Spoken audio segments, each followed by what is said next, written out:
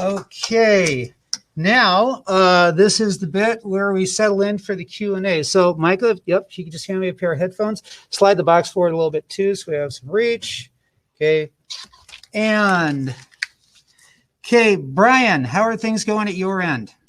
Really well. That was great. You guys are doing a great job. Good job, Penguin Corps. Okay. One question there. Okay. Sorry. Forward one slide, Michael. Okay. All right. So what questions are popping up? Do we have any? Oh, guys, you can all come around over here. Okay. Yeah. Should I also? Yeah. So far, we have one question. If you guys have any questions, please feel free to put them in chat. The question is, how can we donate our old computers?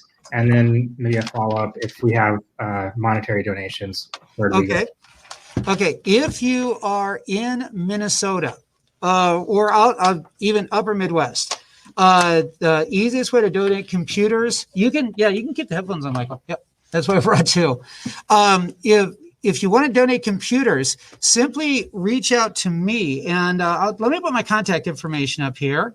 You can reach out to me at the email I have set up just for this. It's studoeslinux@gmail.com, and computers can be brought right to the school. Please keep in mind, we are not a full service recycler. We are a kids computer club, so we do prefer that the computers we get are in the gently used category rather than ones that are, beyond use for anybody. And we're not in a position where we can really go and pick up computers, at least not very often. But we've had several generous donors just drop them off at the school. And the receptionist, Jean, in the office is always thrilled to see people show up with something. So that would be the first thing. If you want to make a monetary donation, contact me by email, and then we'll work out the details either through a Venmo or through PayPal or something like that. Now, what other questions? Do we have anything else coming in? So far, that's it. Okay. Yeah. Okay, kids. For what we do here, are there any other things that we want people to know about? Okay. Is there anything that we want people to know about while they're watching? It's super fun. It's fun. Yeah, it's fun and helpful. Don't hesitate if you're Mr. Keroff, you didn't mention the different types of learners. Okay, well, we did. We alluded to that a little bit. Here at the school, first off, all the kids agree this is fun, and they're having a great time with it. It's the only place where they let you be crazy. Yeah? Is it the only part of the day they let you be crazy? Yeah. But the other thing that Yusuf was alluding to is the different versions of Linux that are available. Now, many people who are attending this conference will know about that, but to let you know what we do here, we use Xubuntu, which is Ubuntu with the XFCE desktop, because with the computers that we're getting in here, they are a variety of ages, there's a variety of hardware, and because that one has such low hardware requirements, we find that works on a wider variety of things than pretty much anything else. Cam, what do you got? If you're thinking about starting one, don't hesitate, because once you start it up, people will want to donate and kids will want to join. 100% correct. And just in case you didn't hear Cam, if you're thinking about starting a club like this, don't hesitate to do it. Once you're up and running, people will jump in to donate stuff, and kids will want to join. I mean, Cam and Ethan Tenego over there, and Michael back here, and Kat on the other side. They're all kind of the veterans that are in this group. I hope I didn't leave out anybody, but they're the ones who started the club with me last year. And we started off literally with a group of 14 kids. And like Kat said in her talk, we're at 46 now. I believe it was actually 18. And we would have even more if we weren't at the end of our school year and we didn't have COVID messing things up. Next year, this club's bound to be even bigger. So it's hard to even call it a club anymore. It's a movement. What else you got, Brian?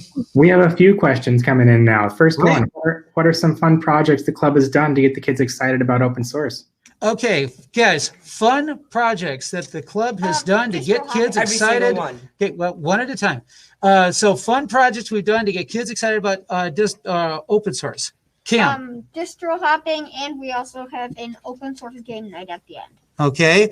Yeah, distro hopping is a special lesson where we'll format a bunch of flash drives with different distros and then allow the kids to run those live from the flash drive so they can try out 2 or 3. And any school talks about the importance of compare and contrast, and the kids love that one. What else? Jar Ranch Everything. Oh, we do a special hardware lesson. This one comes from the Floss Desktops for Kids curriculum. It's their lesson 3 in their curriculum, hardware identification.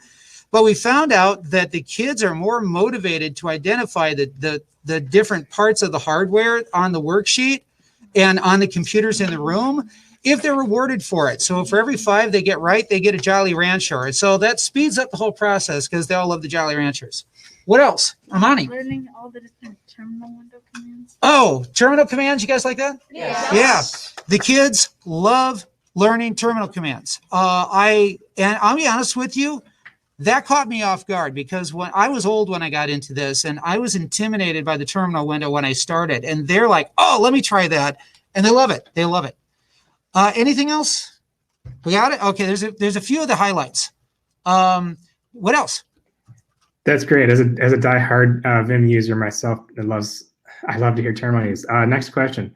Have you done any projects with Raspberry Pi, and would you take Raspberry Pi donations?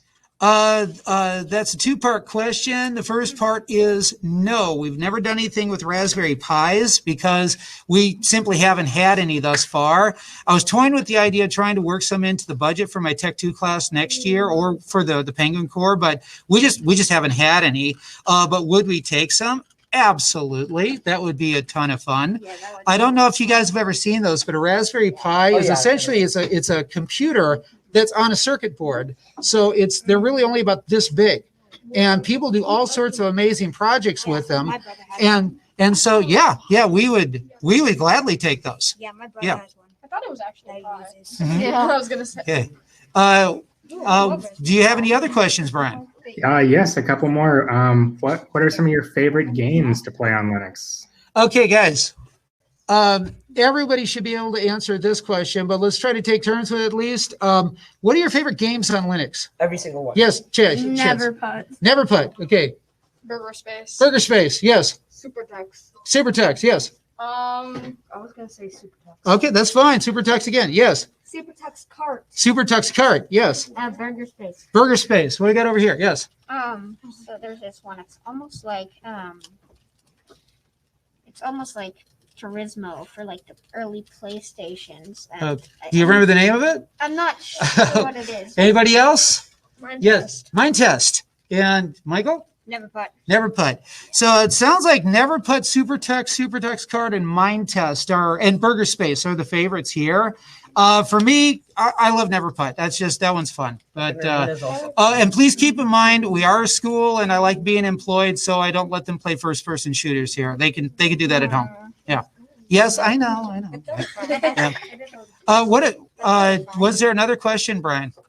Yeah, we got 2 more. What kind of content do you cover in your meetings?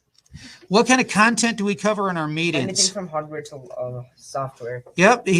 Like Michael said, anything from hardware to software. I personally prefer hardware over software because it's a lot less complicated. Yeah, you like hardware over software because it's less complicated. And I can take stuff apart. We try to break this into a variety of categories. So the hardware lessons are simple identification, but also allowing kids to try to put things together. And if we have the equipment and the time to take things apart, and the kids love, turning the screws. With software, we do like one lesson that just focuses on terminal stuff. We do the distro hopping to show kids what different flavors of Linux are. We do one that's about open source apps, so they know what type of apps are available. In our Tech 2 class at school, as an expansion on that, we will have instruction on a package of open source apps. What am I forgetting? HTTPS. HTTPS. Oh, HTTPS. Yeah. Okay, we do some stuff with. Oh, we just had a lesson with HTML. We had a couple of students lead that one because I had never done HTML in my life, and a couple of kids were like, "Oh, I know how to do that," and it's like, "Great, we'll get you on the schedule." So we've even done HTML. What else? Our school has like a little advisory Olympics that we're doing, and we're gonna have an open source gaming lab. Yeah, this is a first. Last week of school, there's like a middle school wide party that we're calling the Advisory Olympics. Our contribution to it is going to be to set up an open source gaming lab so that all of the other advisory classes can just come in and chill for 25, 30 minutes and just play some games. So those are some of the things we do. Oh, and guys, again, a huge focus of what we do here has been to try to keep computers ready to go out the door. So installing the operating system and configuring and installing the apps and getting the computer configured so a kid can use it, that's huge. And we always have a need for that. Oh, in fact, Jean just emailed me. We need a minimum of 1 today, but 3 would be better because it'll keep her from emailing me again tomorrow. Okay, so we gotta get some up this afternoon. Okay, Brian, what else? The last one, you might have touched on it already with your HTML response, but have you had any lessons in writing software? Okay, so lessons in writing software. We really haven't, and that's other than the HTML. We have done that a little bit, but that's just getting their feet wet, and the kids liked it, so we definitely do want to do that more.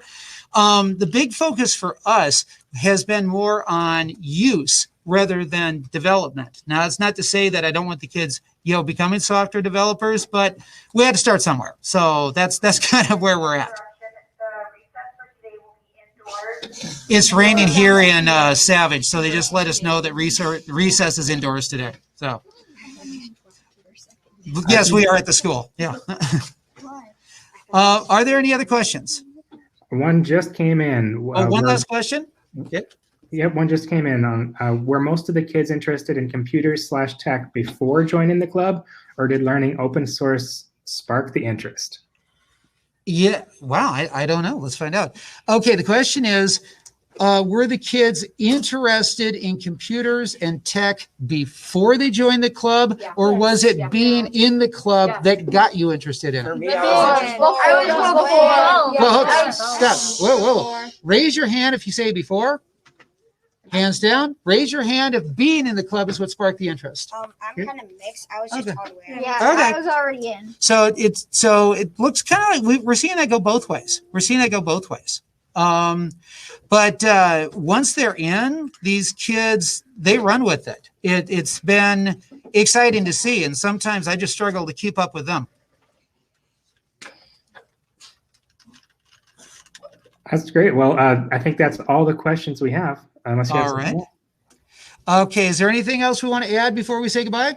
Bye. Okay. All right.